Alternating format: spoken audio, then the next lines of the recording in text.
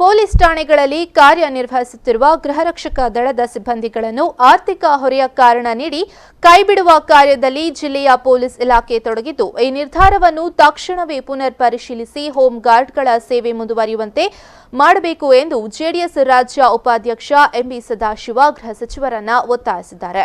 ಸುಳ್ಯದಲ್ಲಿ ಸುದ್ದಿಗೋಷ್ಠಿಯನ್ನು ಉದ್ದೇಶಿಸಿ ಮಾತನಾಡಿದ ಅವರು, ಪೊಲೀಸ್ ಇಲಾಖೆಯಲ್ಲಿ ಕಾನೂನು ಸುವ್ಯವಸ್ಥೆಯನ್ನು ಕಾಪಾಡಲು ರಸ್ತೆ ಸುರಕ್ಷತೆ, ಗಣ್ಯರ ಶಿಷ್ಟರ ಪಾಲನೆ ಹಾಗೂ ತುರ್ತು ಸೇವೆ, ರಕ್ಷಣೆ ಮುಂತಾದ ಕಾರ್ಯಗಳಿಗೆ ಸಿಬ್ಬಂದಿಗಳ ಕೊರತೆ ಸಹಜವಾಗಿದೆ. ಈ ಕಾರಣಕ್ಕಾಗಿ ಜಿಲ್ಲೆಯ ಪ್ರತಿ ತಾಲೂಕುಗಳಲ್ಲಿ ಗೃಹರಕ್ಷಕ ದಳದ ಸಿಬ್ಬಂದಿಗಳನ್ನು ನಿಯೋಜನೆ ಮಾಡಲಾಗುತ್ತಿದೆ. ಜಿಲ್ಲೆಯಲ್ಲಿ ವಿಶೇಷವಾಗಿ ಸೂಕ್ಷ್ಮ ಪ್ರದೇಶಗಳಲ್ಲಿ ಅತ್ಯಂತ ಜವಾಬ್ದಾರಿಯಿಂದ ಸಿಬ್ಬಂದಿಗಳು ಕಾರ್ಯನಿರ್ವಹಿಸುತ್ತಿದ್ದಾರೆ. ಇದೀಗ ಜಿಲ್ಲೆಯಲ್ಲಿ ಒಟ್ಟು 211 ಗೃಹರಕ್ಷಕ ಪೈಕಿ 86 ಮಂದಿಯನ್ನು ಆರ್ಥಿಕ ಹೊರೆಯ ಕಾರಣ ನೀಡಿ ಸೇವೆಯಿಂದ ಬಿಡುಗಡೆ ಮಾಡುತ್ತಿರುವುದು ಖಂಡನೀಯ.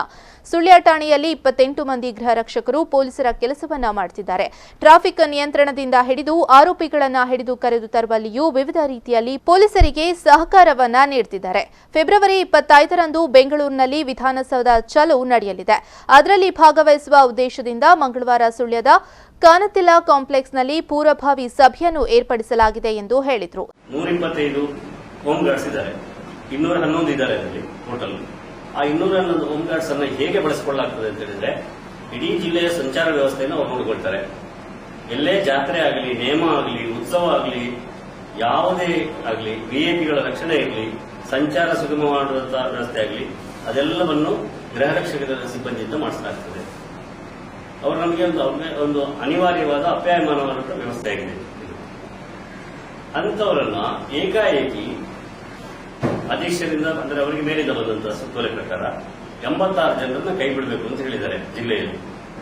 ಪೊಲೀಸ್ ಠಾಣೆಯಲ್ಲಿ ಕೆಲಸ ಮಾಡುತ್ತಾರೆ. ಹೌದು, 211 ಜನರಲ್ಲಿ 86 ಜನರನ್ನ ಕೈ ಬಿಡಬೇಕು. ಅದರಲ್ಲಿ ಸುಳ್ಯದಲ್ಲಿ 28ರಲ್ಲಿ 20 ಬಿಡಬೇಕು. ಸುಮಾರು ನಮಗೆ ಬರ್ತದೆ. ಅವರು 20 ಜನರನ್ನು ಬಿಡಲಿಕ್ಕೆ ಹೇಳಿದ್ದಾರೆ.